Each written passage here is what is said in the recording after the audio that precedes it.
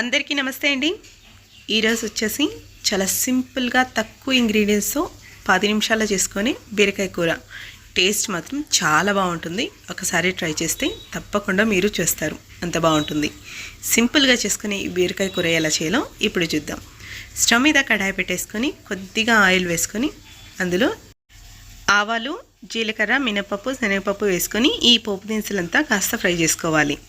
పోపు దినుసులు ఇలా ఫ్రై అయిన తర్వాత ఇందులో కొద్దిగా ఉల్లిపాయ ముక్కలు కూడా వేసేసుకోవాలి. ఉల్లిపాయ ముక్కలు కాస్త ఇలా ఫ్రై చేసుకోవాలి. ఇలా ఫ్రై అయిన తర్వాత కొద్దిగా కరివేపాకు వేసేసుకొని 1/2 కిలో బీరకాయల్ని పైన తొక్క తీసేసి ఇలా మీడియం సైజులో కట్ చేసేసుకోవాలి. మరీ సన్నగా ఉండకూడదు, అలాగనే పెద్దగా కాకుండా ఇలా మీడియం సైజులో కట్ చేసుకుంటే ఈ కూరకి బాగుంటుంది. ఇప్పుడు పోపులో ఒకసారి బీరకాయ ముక్కలంతా కలిపేసుకున్న తర్వాత ఇందులో రుచికి సరిపడా ఉప్పు వేసేసుకోవాలి.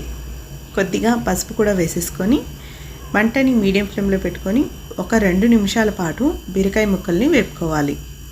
బీరకాయ ముక్కలు తొందరగా వేగిపోతుంది, అందుకని మంటని మీడియం ఫ్లేమ్లో పెట్టుకొని వేపుకోవాలి.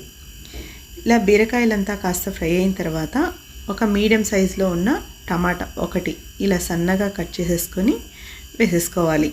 టమాటా వేసిన తర్వాత కదపకుండా ఇప్పుడు మూత పెట్టేసి మంటని లో ఫ్లేమ్లో ఉంచి ఒక 5 నిమిషాలు అలా ఉంచామంటే టమాటా ముక్కలు మెత్తగా అయిపోతుంది, అలాగే బీరకాయలు కూడా బాగా ఉడికిపోతుంది.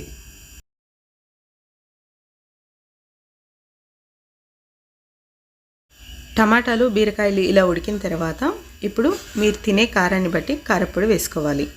ఇక్కడ వచ్చేసి నేను కూరకు వాడే కారాన్ని వాడుతున్నాను కాబట్టి ధనియా పొడి, కారపొడి అంతా కలిపి ఉంటుంది.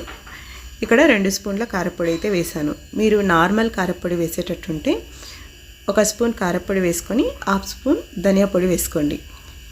ఇలా కారపొడి వేసుకున్న తర్వాత ఒకసారి కలిపేసి మంటని బాగా లో ఫ్లేమ్లో పెట్టి 1 నిమిషం పాటు మూత పెట్టి ఉడికించుకోవాలి.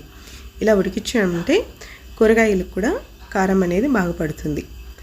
ఇప్పుడు వేయించి పొడి చేసుకున్న పల్లీల పొడి ఒక 2 టేబుల్ స్పూన్ల వరకు వేసుకోవాలి. ఈ పల్లీల పొడి వేయడం వల్ల కూర అనేది చాలా టేస్టీగా ఉంటుంది. పల్లీల పొడి వేసిన తర్వాత ఒకసారి కలిపేసుకొని మీకు కూర అనేది ముద్దగా కావాలనిపిస్తే ఒక 2 నిమిషాల పాటు వేపుకొని మీరు సర్వ్ చేసుకోవచ్చు.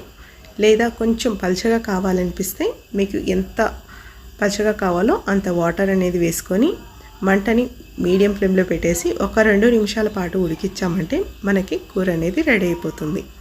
ఇక్కడ ముద్దగా కావాలనిపిస్తే వాటర్ వేయాల్సిన అవసరం లేదు. కొంచెం పల్చగా కావాలనిపిస్తే మాత్రం మీకు కావాల్సినంత వాటర్ వేసుకొని మూత పెట్టి ఒక 5 నిమిషాల పాటు ఉడికించుకుంటే బీరకాయ కూర అనేది రెడీ అయిపోతుంది.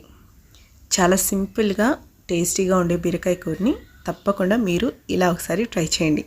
బ్యాచిలర్స్కి అయితే పల్లీల పొడి ఉంటే ఎంతో టేస్టీగా ఉండే బీరకాయ కూర చాలా ఈజీగా చేసుకోవచ్చు. ఈసారి తప్పకుండా మీరు కూడా ఒకసారి ట్రై చేయండి. వీడియో నచ్చినట్టయితే ఒక చిన్న లైక్ చేయండి. Thank you for watching.